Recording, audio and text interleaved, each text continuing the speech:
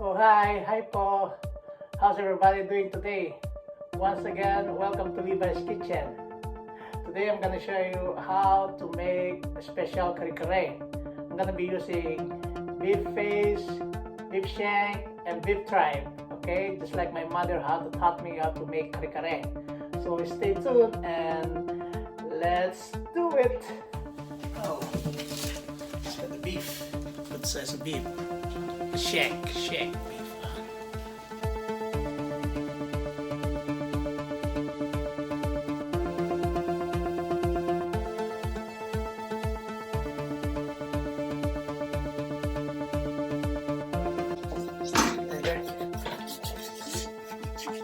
So basically the beefs, the beef or the cow face, whatever, it's kind of hard because you know how it is.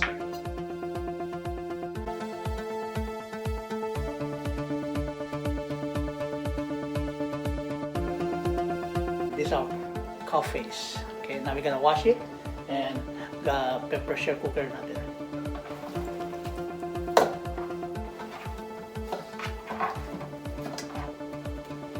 You're gonna wash it, okay?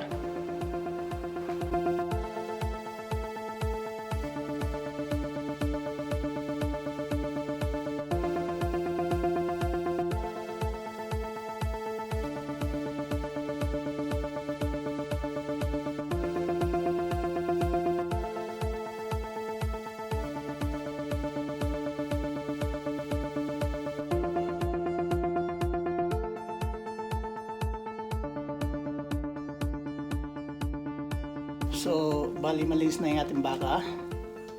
Ngayon kailangan natin ilagay sa pressure cooker. So, bali ito yung baka.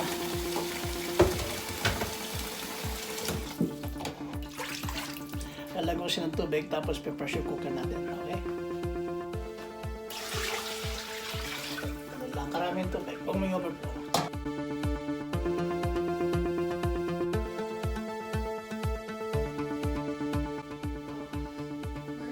40 minutes.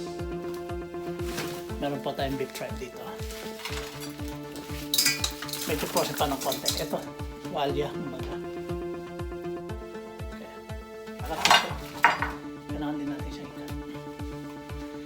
Then, pagka ito, malapit na lamambot, siguro pwede siyang ilagay. Kasi ito, hindi mo pwedeng sabayin sa kare-kare. Pinapakulo ko right now. Matutunaw itong beef tripe. Hindi na masarap ang texture niya after. So, it's better to wait at least 20 minutes before pressure cooker it or straight boil na lang kung gusto niyo. So, tuloy ko siya.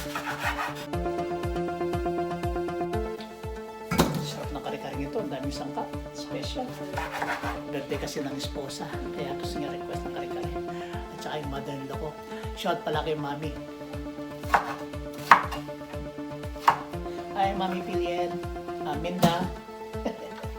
She's the best mom. She's not a lot, but I like her. Shh.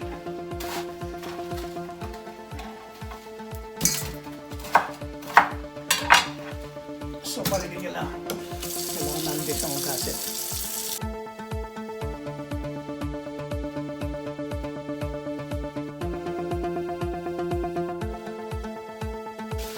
So, paligid nyo itong ating tripe. Okay? Wala natin sinalagay. So, mga friends, bali, ngayon naman, ikakat natin yung mga gulay. Gagamitin ko siya ng eggplant original, you know, as usual. Cut ko lang siya ng patusok ng ganyan.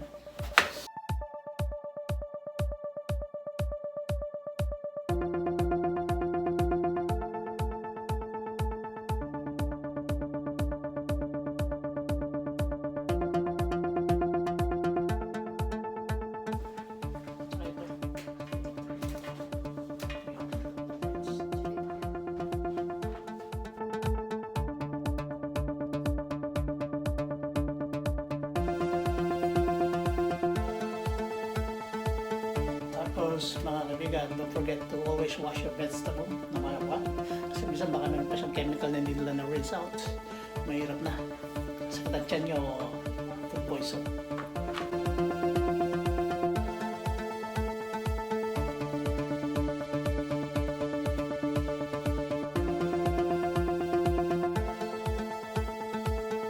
So gagawin ko lang, lalinis lang yung tampok dito sa dulo. I don't really have to cut this.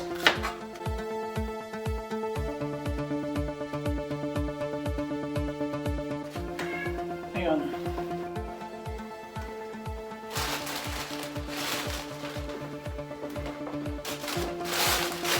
Halos malinis na yung ating gulay, cut na lahat. Make sure to wash all your vegetables before you are simmer it or steam it or boil it. Okay, make sure pre-wash lahat yan. Hugasan nyo muna. Hugasan po natin mga gulay. Use cold water.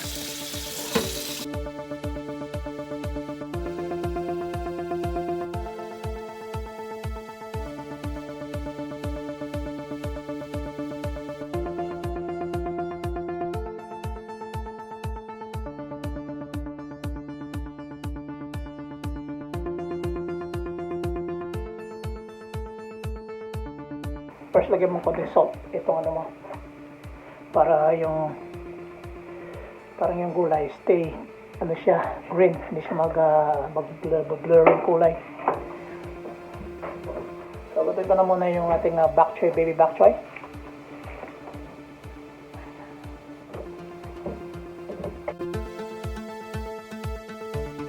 So, by the way, try not to overcook your veggies para hindi na mawala yung nutrient at yung vitamina.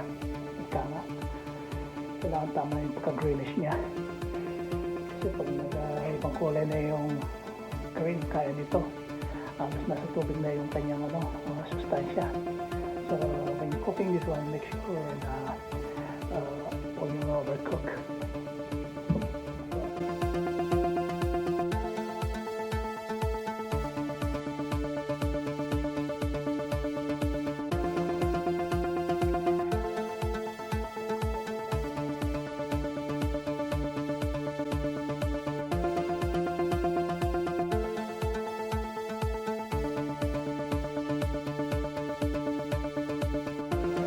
Naman po natin yung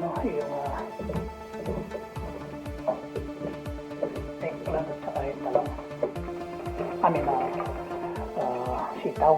Sasamahan ko na, okay lang malutong parehong sabay. Kasi yung naman talong yung long beans, masyado siyang matigas. So, sabay silang maluluto.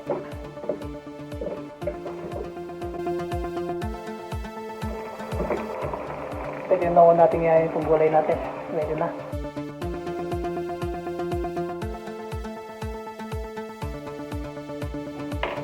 Ready na po yung ating gulay. Ayan, gagawin na po natin yung kare kare. Ready na rin pong our beef is ready. It's already tender, probably it's already soft. So, pwede na nating igisa yung ating kare kare special.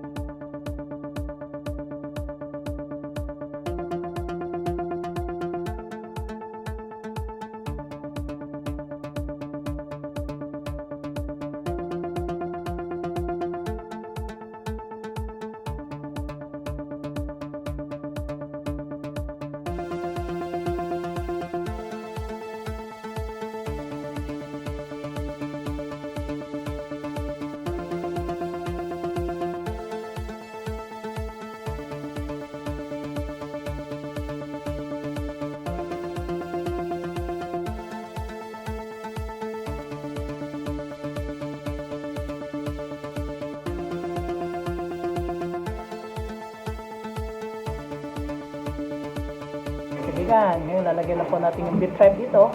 Tapos isusunod natin yung pisngi ng baka at saka yung beef shank.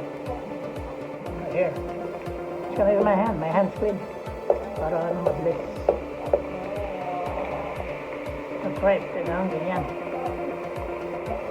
Ayun!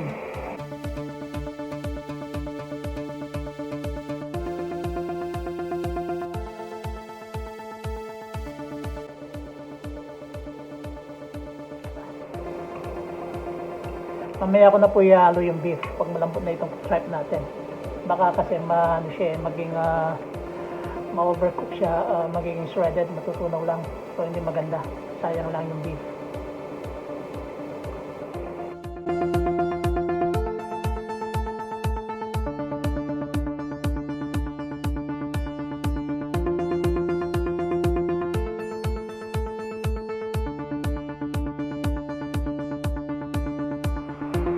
So ito na po yung ating beef tripe. Halos palambot na rin po ito. Ngayon lalagay ko na lang po yung mga ingredient na sangkap like yung mga powder. Kasi wala ito masyado. Hindi lang karami na siya. Almost half teaspoon lang. Kasi magdadala rito yung kanyang bagoong. Okay? Lagyan na po natin itong kanyang Kare Kare mix powder. Yung ano ito, pagka-pinamnam. Ginamit ko ito 1.5 bag. Okay lang siya. Wala na siyang konti.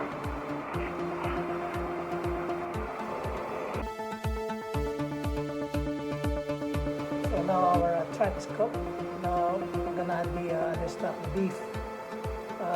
Yung mukha ng baka at saka yung beef shank. So in the meantime, I'm gonna add 1 teaspoon beef powder.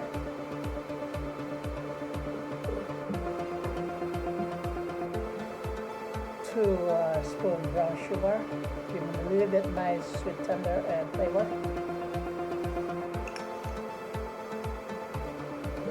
Then we're gonna add our peanut butter. 1. This is a large spoon, so almost 10 spoon.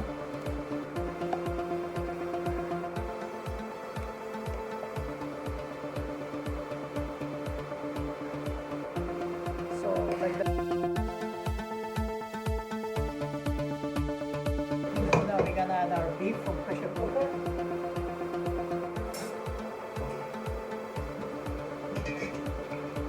Sasalahan na lang po natin yung beef at transfer na natin dito. Just like that.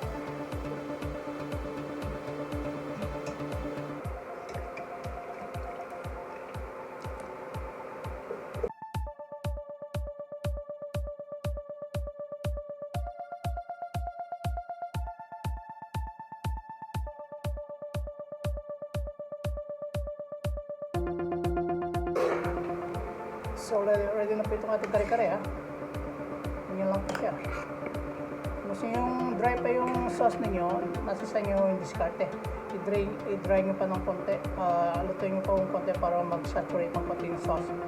Ako gusto ko dito yung sauce niya. Gusto ko kasi yung sensitive yung sabaw eh. Ayoko yung masyadong thick. Masyadong the peanut butter is too strong. Okay, luto na po ito. Good. Na magigisa na tayo ng bagong ginagawa. Ngayon naman po magigisa naman po tayo ng bagong. Simple lang yan. Kalinisan ng mantika. Roughly 3 tablespoons cooking oil. Ito natin ang kamatis. Half isang buong kamatis. Walang buto, seedless, alisin nyo yung buto para masoke yung dating ng pagkakas. You don't want the seed to be in it. Tapos chopped onion, 1 whole chopped onion.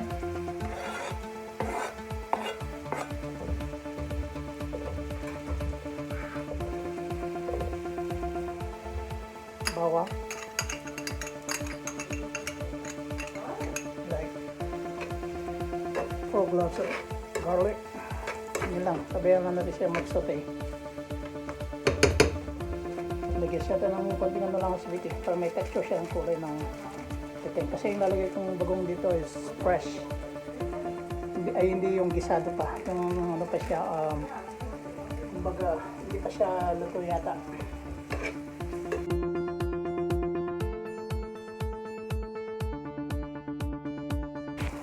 So, bali po yung pwede nang ilagay yung bagong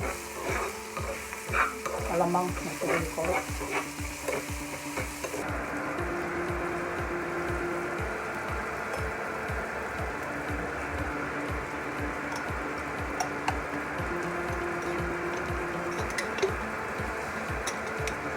Ako, magagalit na naman yung mga neighbor ko nito. Nagluluto naman ako ng Philippine bacon daw. Philippine bacon daw to eh. Sabi ko naman, the stinkier the better.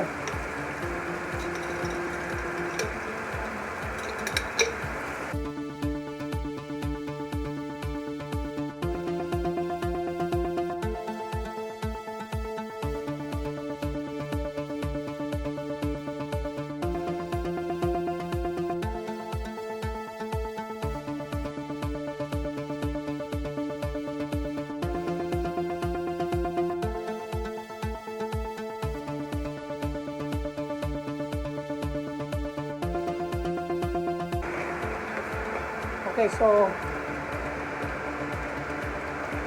ito na po ang ating masarap na bagong ready nang i-serve sa ating pong masarap na kare-kare. So ngayon, I'm gonna transfer our kare-kare in this container. I mean,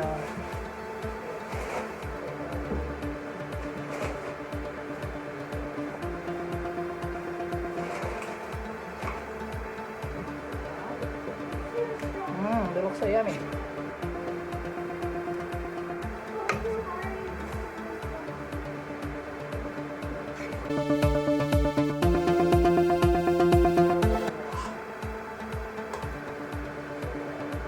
Yan. So, ito pa yung ating kare-kare. Ngayon, papatong ko lang pa yung vegetables sa taas para mas maganda tignan ang ano niya, ang forma.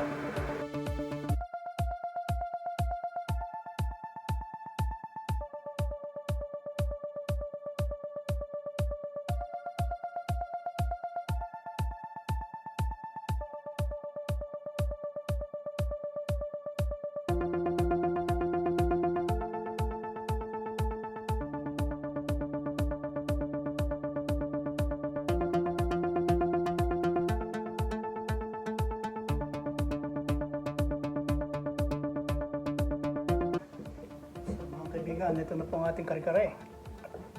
Ayun po siya. Ayan. Kukunin naman po natin. So, ito po yung kanyang ginisang lamang o bagoong. Ita-transfer po rito. See, ang dami kinalabasan. Lagyan po ng kamatis, sibuyas, bawang, brown sugar. White sugar pala. Ganyan lang po yan. That's it. Itong ating bagoong. Hi guys, thanks for watching once again. I hope you enjoyed my video for today, and I hope to see you again next time. Please don't forget to share, like, or subscribe. Thanks, I'll see you again next time. Babu! Bye!